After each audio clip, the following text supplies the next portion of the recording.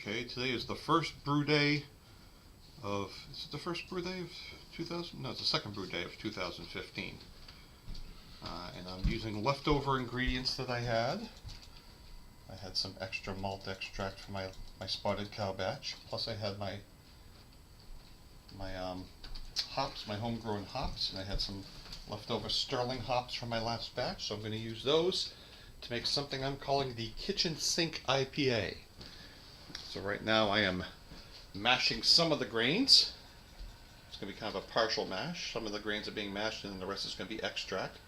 And we're going to brew this outside because it's actually not a bad day. I am preheating some of the water so it doesn't take as much energy to bring the water up to a boil outside. So next time we'll be recording, we'll have all of our water in the mash tun and we'll be trying to bring it up to a boil.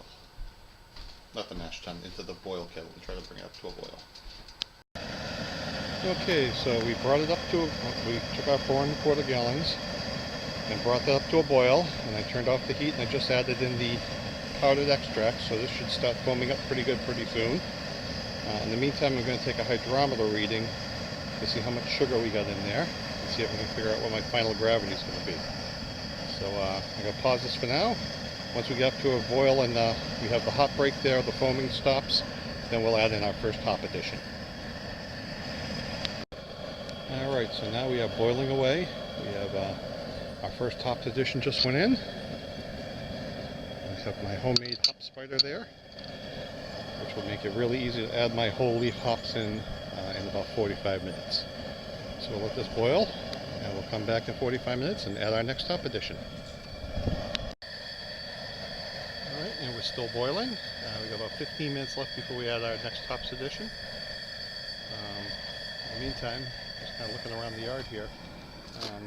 This is the damage that we have from this winter. We had a nice glass table here, a nice table that we've never had problems with before, but because of the way of the snow, you can see that it's all the glass shattered. So we'll have a nice mess to clean up here when the snow melts. And I guess we'll be shopping for a new table. The rest of the yard doesn't look too bad. There's a carboy that I have to clean out really good. I put it outside. A little critter found its way into it, and I didn't want to have it soaking in the basement, so it's been soaking with bleach all winter long out here. Here's the yard, and let's say we still probably got about 2 feet of snow across the yard. The areas over here where we snow blowed and blew the snow up, it's a little bit higher. It's about 3 to 4 feet. I'd say probably in the middle of the yard, you're probably talking about 2 feet.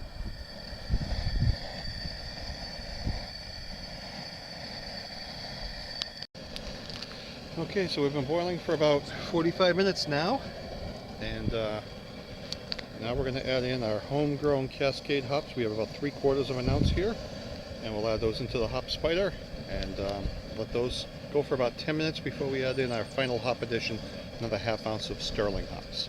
So let's add in these Cascades right now. Unfortunately, I need both hands, so I'm going to turn off the camera.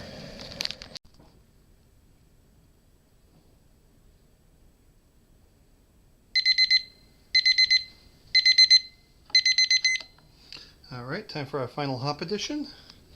1/2 ounce of the sterlings.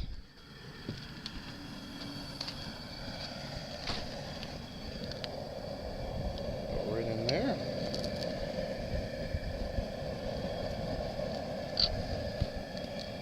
Make sure they get in there good.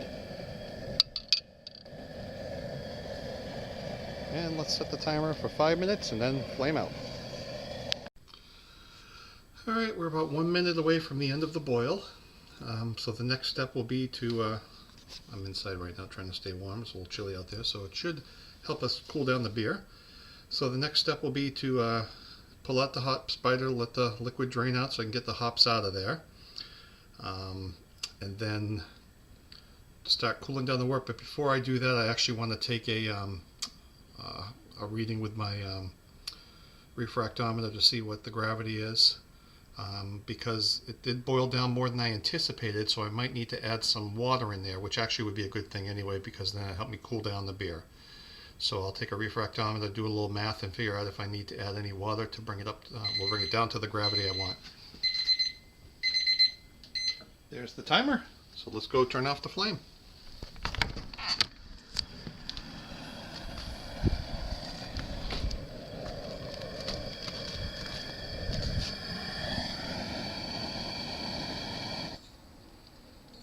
Flame out.